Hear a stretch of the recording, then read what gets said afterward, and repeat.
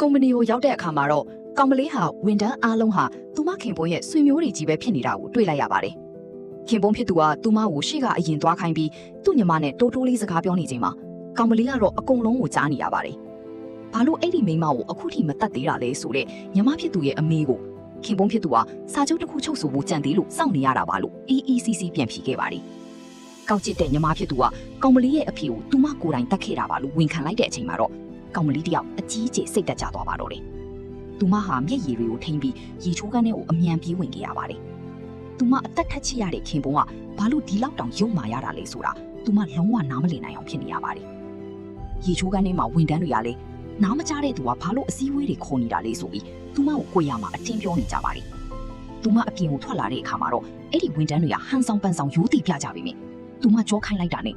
သူ့ယောက်ျားဖောက်ပြန်နေတာတော့မသိတဲ့အားတွေမိမဆိုပြီးထပ်မံလှောင်ပြောင်လိုက်ကြပါတော့တယ်